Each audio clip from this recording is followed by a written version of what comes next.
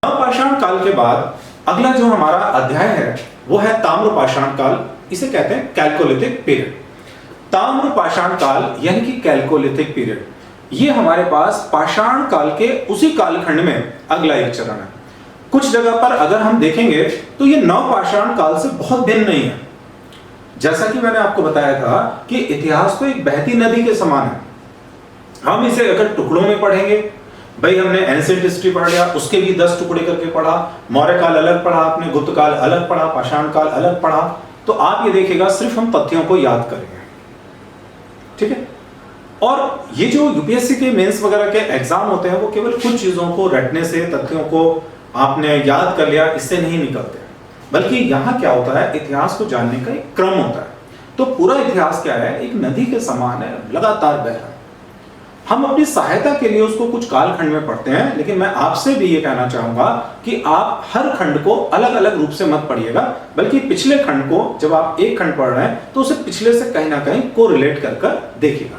नवपाषाण काल के बाद जब हम ताम्रपाषाण काल में आए तो उसी क्रम में मैं आगे आपको बता रहा हूं ताम्र पाषाण, अर्थात एक ऐसा काल जिसमें आपको पाषाण उपकरणों के साथ, यानी कि जो टूल्स हैं, तांबे के टूल्स भी मिलना प्रारंभ हो जाए, तांबे की धातु जो है वो भी, उसके भी टूल्स मिलना प्रारंभ हो जाए, तो ये कहलाएगा हमारे पास ताम्रपाषाण काल। मानव द्वारा यहां पर पहली बार तांबा धातु का प्रयोग किया गया।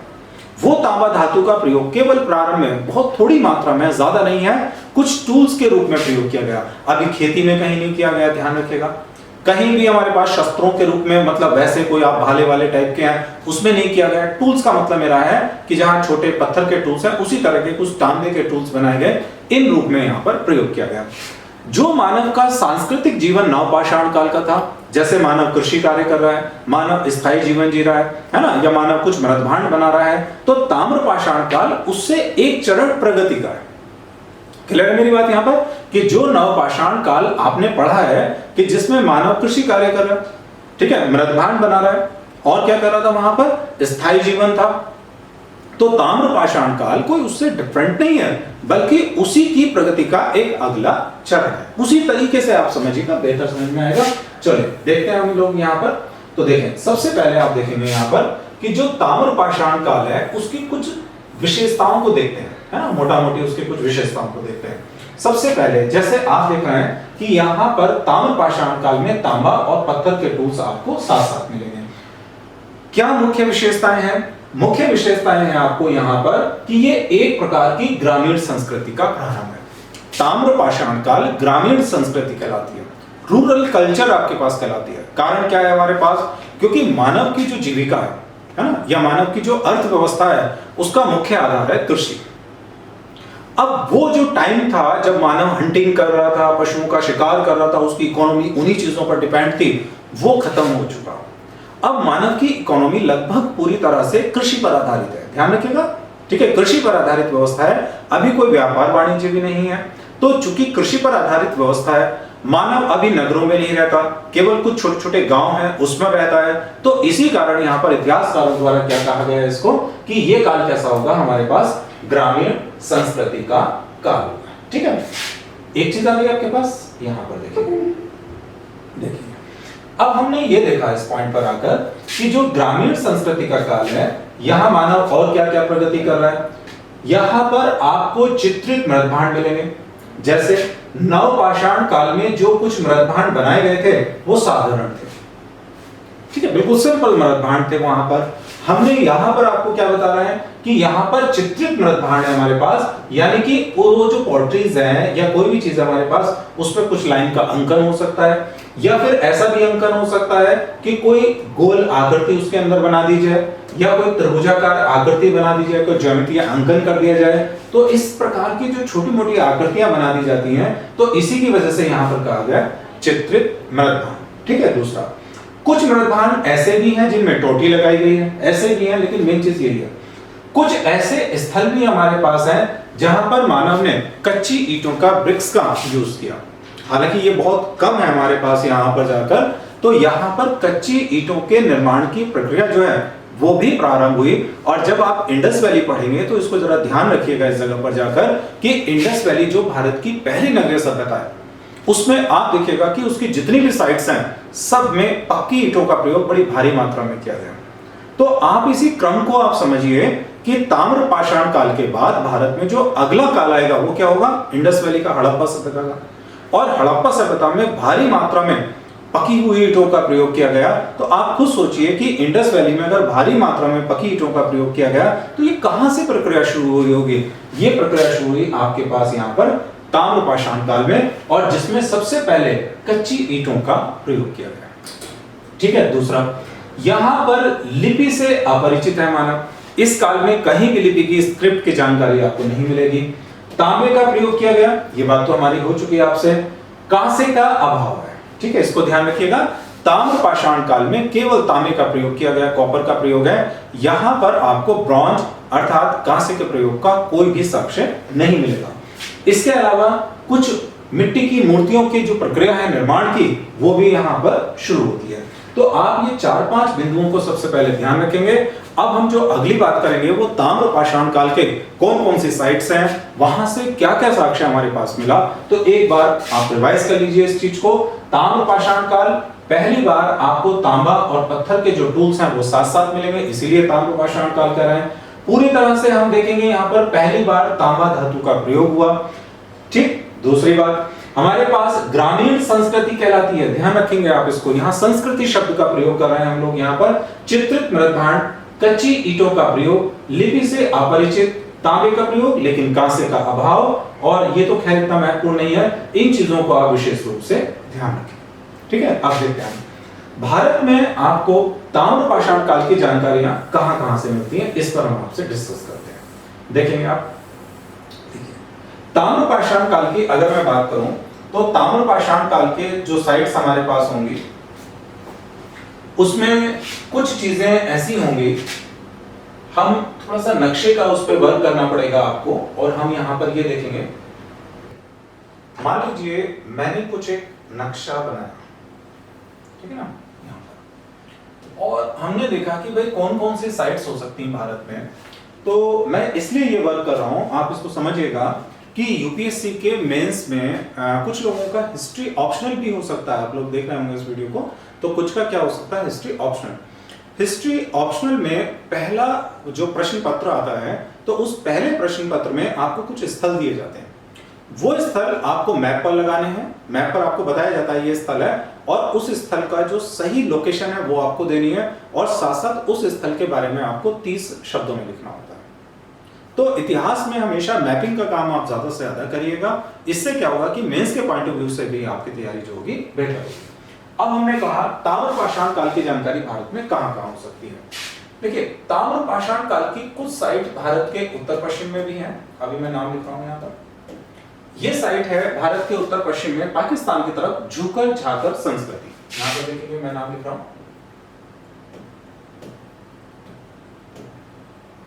Just a minute.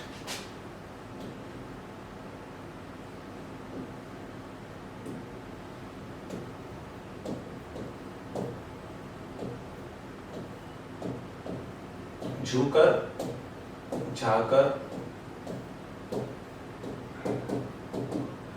संस्कृति, ठीक है, एक ही है। तो हमने ऐसे 2-4 ये पॉइंट्स बना दिए। चलें और देख लेते हैं और कौन सी साइट्स महत्वपूर्ण होगी। एक हम लेंगे राजस्थान में सोथी संस्कृति। ठीक है, मान लीजिए ये राजस्थान के दक्षिण पूर्व की तरफ है थोड़ा, ये हमारे पास आएगी, यहाँ पर ये आएगी आपके पास में सोथी संस्कृति। ठीक है, राजस्थान में ही एक आपके पास आएगी बनास संस्कृति। तो मान लीजिए मैंने ये दूसरी जगह से मैं आपको दे रहा हूं, राजस्थान में हमारे पास आ जाएगी बनास संस्कृति। ये बनास नदी घाटी में यहाँ पे दे रहा हूं इस पॉइंट को, ये हमारे पास आया, और ये आपके पास आएगी बनास संस्कृति। ठीक है, इसके अलावा चलिए अब हम मध्य प्रदेश की तरफ भी इसकी जानकारी हमारे पास मिलती है, और मध्य प्रदेश की तरफ हमारे पास मिलती है जानकारी मालवा संस्कृति। ये नर्मदा नदी है यहाँ पर, और ये हमने बनाया यहां पर मालवा संस्कृति। ये आपके पास मैं लिख देता हूं यहां पर, ये है मालवा संस्कृति। एक चीज अभी और भी है, अब हम ले रहे हैं, मान लीजिए अब आपको दिखा देते हैं एक संस्कृति और है, और वो है इनाम गांव जोरबे संस्कृति महाराष्ट्र में। तो हम यहाँ पर अब आपको दिखा रहे हैं, ये महाराष्ट्र में हम चलते हैं, और ये मैंने ऐसे कह दिया, ये है इनाम गांव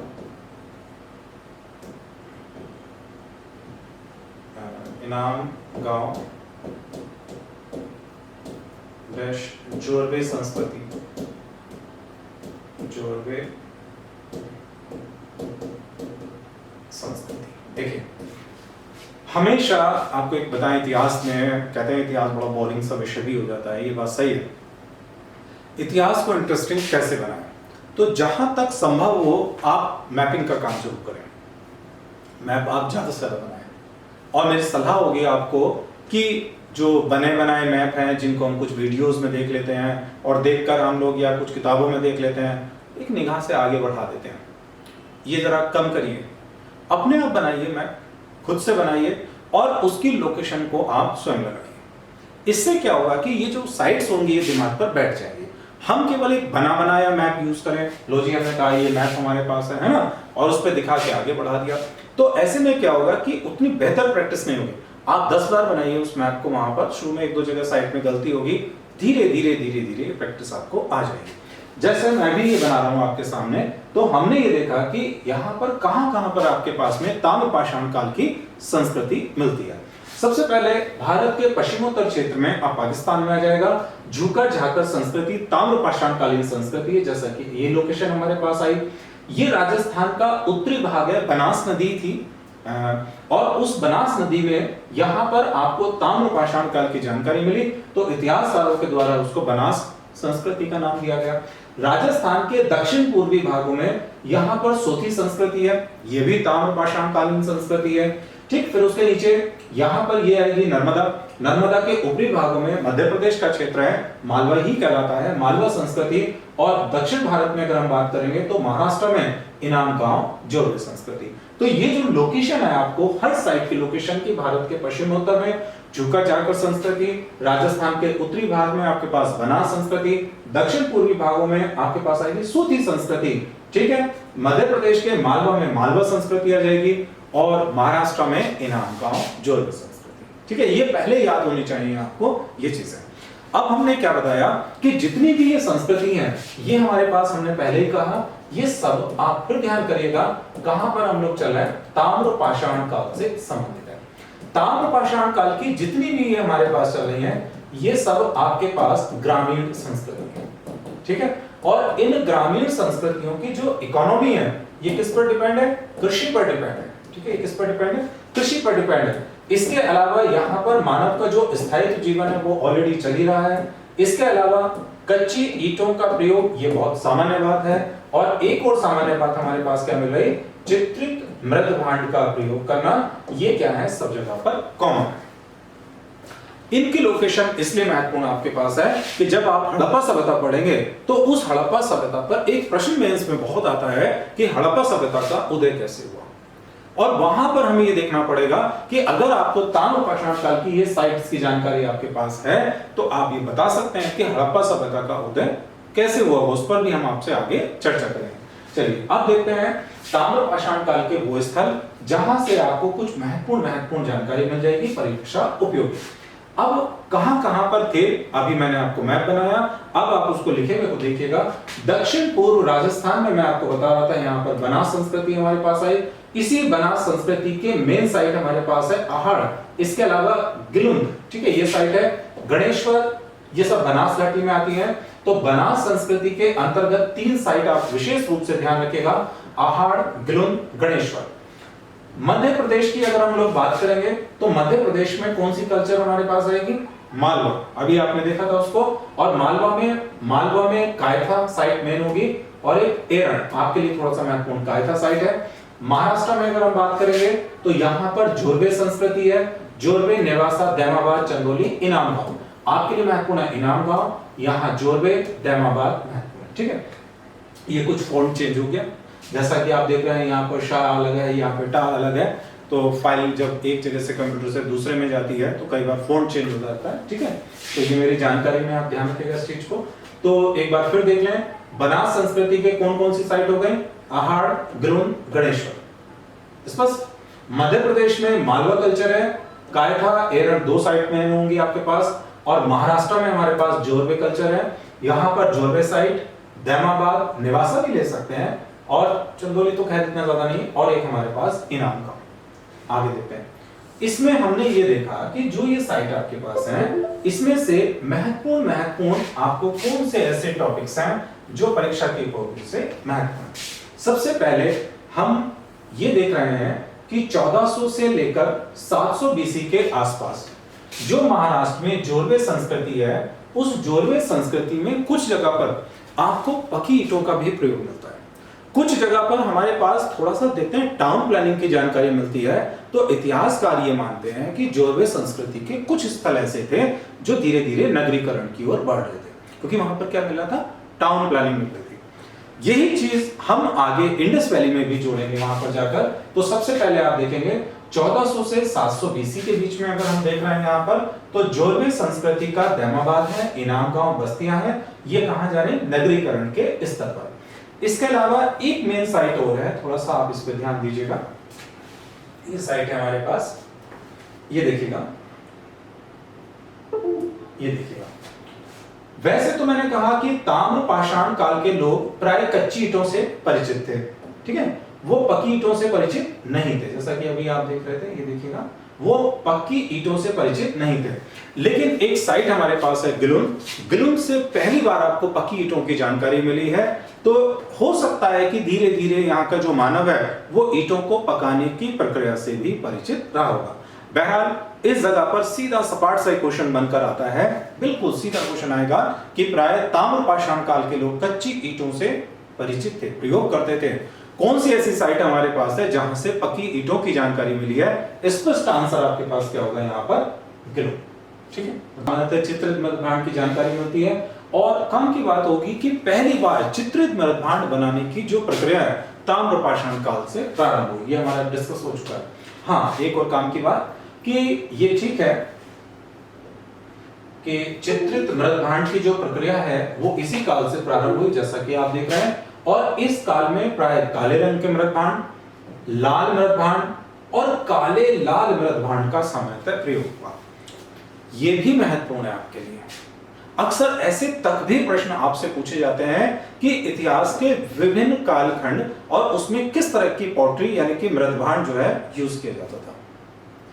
मौर्य काल में किस तरह का मृदभांड प्रयोग किया गया, ठीक। गुप्त काल में सामान्यतः कैसे मृदभांड प्रयोग किए गए, थोड़ा और पीछे जाएंगे। वैदिक काल में सामान्यतः किस तरह के मृदभांड प्रयोग किए गए, हड़प्पा सभ्यता में कैसे मृदभांड प्रयोग किए गए, और भाई ताम्र पाषाण काल में कैसे मृदभांड प्रयोग किए गए, ये भी प्रश्न इस तरह के पूछे जाते हैं। तो ऐसी चीजों को आप थोड़ा सा ध्यान रखिएगा। सबसे पहले चूंकि मृदभांड बनाने की जो प्रक्रिया है वो ताम्र पाषाण काल से प्रारंभ हुई, ठीक है। उसमें हमने देखा कि चित्रित मृदभांड बनाए गए, यानी कि यहां पर मृदभांड पर किसी रेखा आकृतियों का अंकन हो सकता है, कुछ त्रिभुजों का अंकन हो सकता है, या कुछ गोले बना दिए गए इसका अंकन हो सकता है। साथ साथ एक और बात हमारे पास है कि मानव ने जो मृदभांड यहां पर बनाए वो मृदभांड या तो ऊपर से पूरी तरह से कैसे होंगे, काले, सिंपल है, या फिर क्या होगा, उसी मृदभांड के ऊपर उन्होंने लाल रंग का प्रयोग किया गया, या ऐसा भी हो सकता है कि जो मृदभांड बनाया गया रेड कलर का मृदभांड है और उस रेड कलर के मृदभांड पर काले रंग से कुछ लाइन या कुछ आकृतियों का अंकन किया गया होगा। तो इस काल में आपको ब्लैक पॉटरीज मिलेंगी, इसके अलावा रेड मिलेगा, और रेड एंड ब्लैक, इसको आप विशेष रूप से ध्यान रखेंगे क्योंकि ऐसे प्रश्न जो है कि कौन से मृदभांड किस रंगों से संबंधित है ये समय समय पर आते रहते हैं। ये थोड़ा सा महत्वपूर्ण चीज है। एक और डिस्कस, क्या ताम्र पाषाण काल में मानव का सांस्कृतिक जीवन प्रारंभ हो चुका था या नहीं हो चुका था। हमने ये देखा कि कुछ साइट्स हमारे पास ऐसी हैं जहां पर मानव के द्वारा उसके सांस्कृतिक जीवन की जानकारी मिलती है।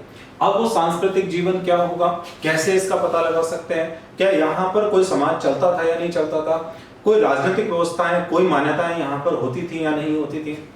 तो जो भी पुरातात्विक साक्ष्य मिले हैं उनके आधार पर उस समाज का कुछ जानकारी हमारे पास मिली। और पुरातात्विक साक्ष्य में जानकारी मिली कि मानव ने जिस जगह पर अपने स्थायी वास यानी कि झोपड़ियां वगैरह बनाई थी, वहां उन झोपड़ियों के थोड़े से क्रम और उनके आकार में अंतर है। जैसे मान लीजिए मैं आपको ये बता रहा हूं कि मानव समुदाय किसी एक जगह पर रह रहा है और उस समुदाय में हमने ये देखा कि सामान्यतः ये कोई झोपड़ियों का एक पैटर्न है। मान लो ये 4-5 ये झोपड़ियां इस जगह पर बना दी गई, ठीक है। और इसके बीच में हमने देखा कि कोई झोपड़ी ऐसी है जो एक रेक्टेंगल टाइप की आपके पास है, आयताकार है, वो इसके बीच में है। या ऐसा भी हो सकता है हमारे पास कि कोई आयताकार झोपड़ियां ये हैं, मान लीजिए यहां भी आयताकार है, यहां भी आयताकार झोपड़ियां, यहां भी आयताकार झोपड़ियां, इस पॉइंट पे भी आयताकार है,